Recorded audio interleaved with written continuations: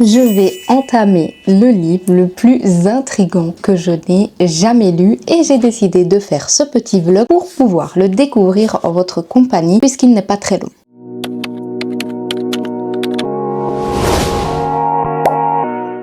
Il s'agit du livre Le papier peint jaune. Comme vous le voyez, la couverture est toute jaune par rapport au titre. Ici, on va suivre l'histoire d'une femme qui habite dans une vieille demeure. Elle est frappée par la dépression postpartum et elle est séquestrée par son mari. Dans cette fameuse vieille demeure, les murs sont habillés d'un papier peint jaune et toutes ces hallucinations vont se projeter sur ces fameux murs. Ici, la maison d'édition Tendance Négative a réédité le livre pour qu'on puisse réellement être plongé au cœur de l'histoire et qu'on puisse ressentir à 100% ce que ressent notre protagoniste principal. Donc à l'intérieur, vous avez une mise en page qui est très particulière.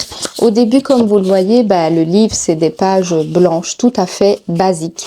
Mais plus on va avancer, plus on aura les illustrations de ce fameux papier peint jaune que notre protagoniste voit et décrit comme étant horrible parce qu'il y a toutes ces hallucinations qui apparaissent. Et à leur particularité aussi, c'est un livre où l'on peut ouvrir certaines pages. Je sais qu'il y a certaines pages où il n'y aura rien dessus, d'autres où il y en aura. Donc c'est un peu par rapport à ce qu'on va lire, à l'avancée de l'histoire, etc.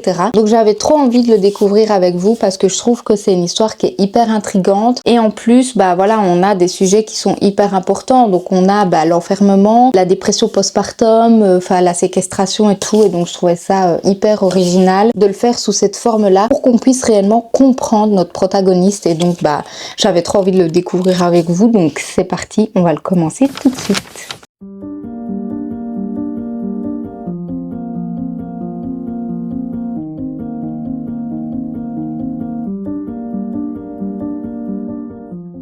Bon, franchement, je n'ai lu que la préface et déjà, elle est incroyable. Mais je pense que je vous en parlerai à la fin du vlog parce que ça révèle quand même certains éléments de l'histoire et j'ai envie que ce soit une totale découverte pour vous.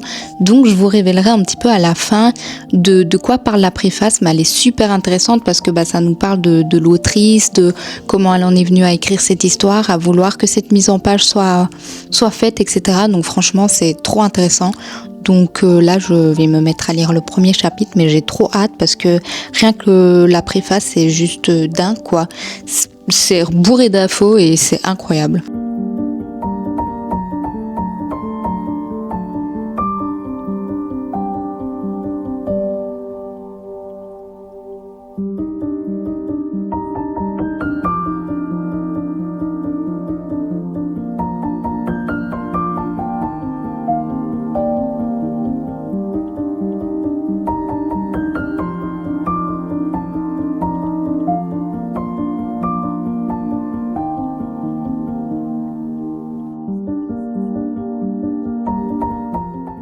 Je suis arrivée à la moitié, tout pile, du roman et déjà ça se lit très très vite, mais ça c'est plutôt grâce à la mise en page, je dirais, que à l'histoire en elle-même. Mais franchement c'est grave intéressant parce qu'en fait on est directement plongé dans le cœur de l'histoire. Donc je sais même pas le prénom de la fille d'ailleurs, mais cette fameuse femme, du coup on sait qu'elle a accouché et que depuis elle se sent très très mal et du coup son médecin, son mari qui est médecin, lui dit qu'elle doit absolument rester chez elle, qu'elle peut pas sortir, qu'elle peut voir personne, etc.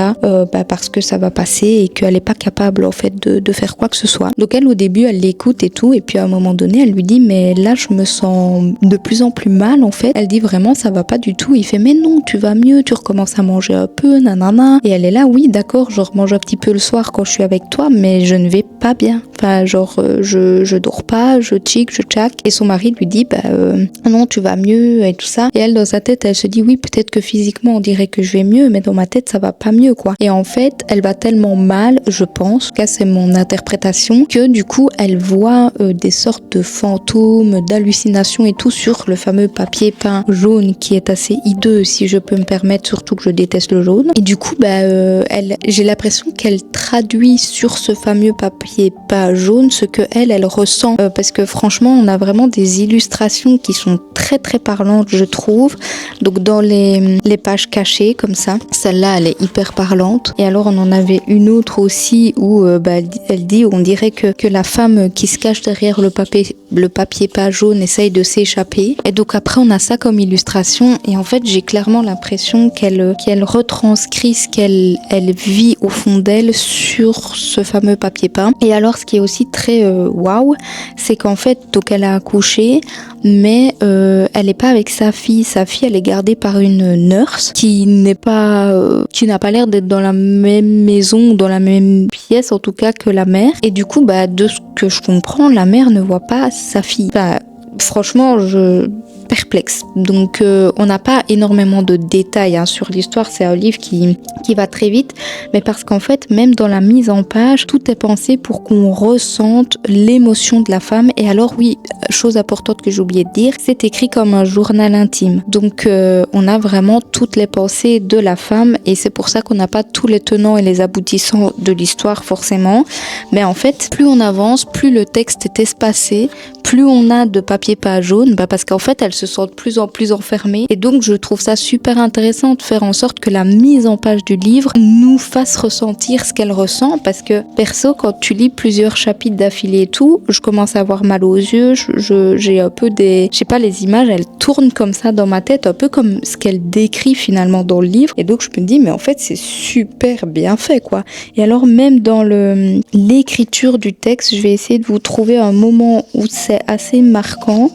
Il y a certaines scènes du coup où le texte est aussi en lien avec ce qui est écrit. Je sais pas si vous voyez, mais il y a du texte un petit peu en haut, du texte un petit peu en bas, etc.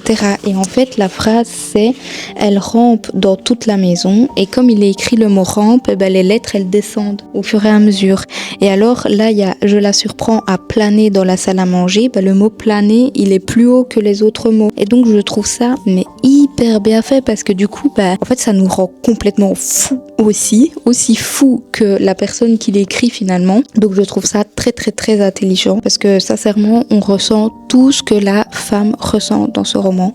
Donc je suis complètement fan de ce livre vraiment, même s'il est très rapide et qu'on n'a pas énormément de détails sur l'histoire, c'est plus pour nous décrire comment elle se sent et le fait qu'elle est clairement séquestrée, quoi. Elle peut pas sortir de chez elle, son mari l'empêche de faire tout ce qu'elle a envie de faire en lui retournant un petit peu le cerveau parce que il lui dit « Oh mais mon petit cœur, tu vas si mal et tout », enfin il l'amadoue clairement et donc du coup c'est une manipulation de malade et franchement c'est super intéressant, quoi. Donc je vais très certainement le finir ce soir vu qu'il y a de moins en moins de textes en plus de ça dans l'histoire, mais franchement trop intéressant, quoi. Je pense pas que le vlog sera très long du coup puisque il y a pas beaucoup de pages dans ce livre, mais je voulais vraiment le lire avec vous parce que je le trouve hyper intéressant. J'en ai pas entendu beaucoup parler, donc je trouve qu'il faut lui mettre un petit peu de lumière.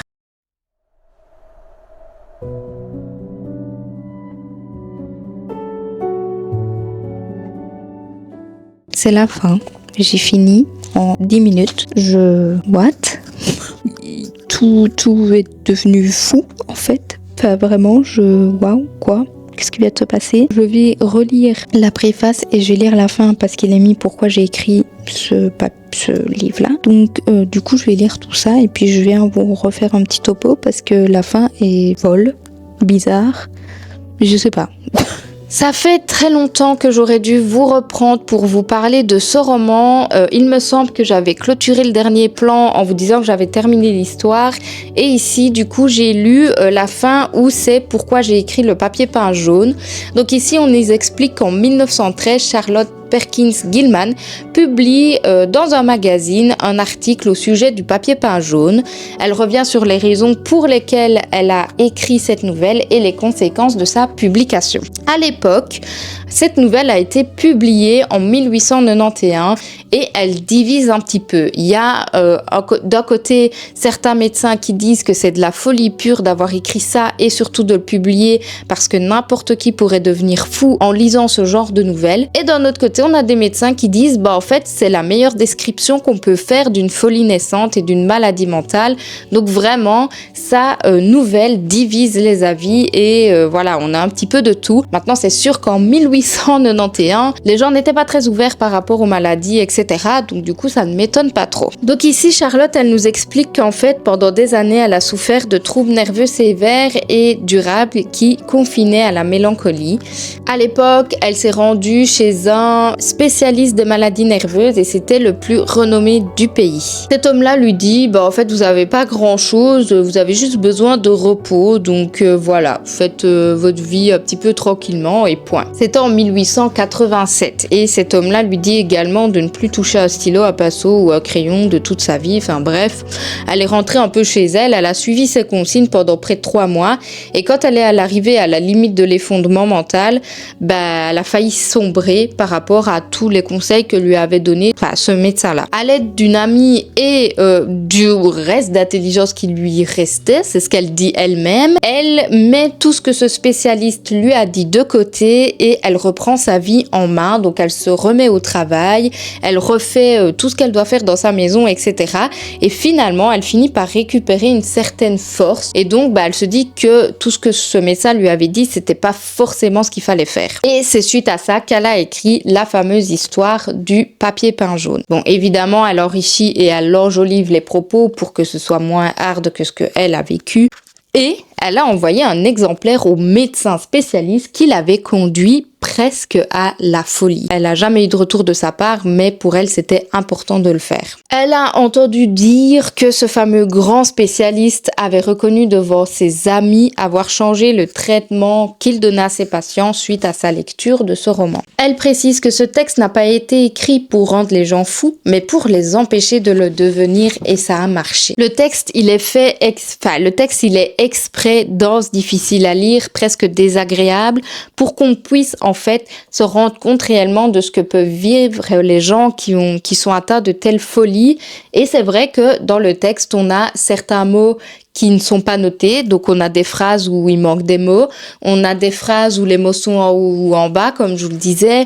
Enfin voilà, on a plein de choses qui sont finalement faites exprès pour qu'on puisse se rendre compte qu'est-ce que c'est la folie finalement. Donc personnellement, je trouve que c'est un roman qui devrait être lu par tout le monde parce que je me suis sentie aussi mal que la jeune femme dans ce livre. Je me suis sentie même mal à l'aise parfois en me disant mais qu'est-ce qu'elle est en train de vivre? J'avais vraiment l'impression d'avoir tous les murs qui se renfermaient sur moi et de ne plus pouvoir respirer, tout comme en fait la jeune femme qui est atteinte de folie dans ce roman. Donc j'ai trouvé ça incroyable parce que la mise en page joue tellement sur ça que je me suis dit mais en fait il faut que je vous parle de ce roman plus en détail parce que en fait il doit être lu de tout le monde. Franchement ça met même pas 2 heures à le lire, il est super rapide à découvrir et pour moi c'est ce qui représente le mieux les maladies mentales de nos jours, en tout cas ce que peuvent ressentir certaines personnes. Et pour des personnes qui ne comprennent pas en fait ce que c'est ou qui n'arrivent pas à se mettre à la place de l'autre ou qui n'arrivent pas à réaliser ce que c'est réellement une maladie mentale, je trouve réellement que ce roman est parfait pour ça. Enfin, tout était génial quoi, les illustrations, la mise en page. Finalement l'histoire elle a un petit peu ni queue ni tête, on comprend un petit peu ce qui se passe mais la fin elle a ni queue ni tête, mais en fait au final c'est comme une personne atteinte de folie, donc c'est pas plus mal qu'on ne comprenne rien à ce qui se passe à la fin vu que c'est finalement ce que vit la personne. Donc pour moi c'est un roman que je vous recommande amplement et en plus ça ne vous prend pas du tout longtemps à le lire, donc sincèrement lisez-le parce qu'il vaut vraiment le coup d'être découvert et c'est un roman qui traverse toutes les générations depuis des années maintenant. Donc voilà, pour moi c'était un franc succès et j'espère que ça le sera pour vous aussi. Bref, je vous laisse. J'espère que cette vidéo vous a plu et sur ce je vous fais de gros bisous et je vous dis à la prochaine dans une autre vidéo. Bye!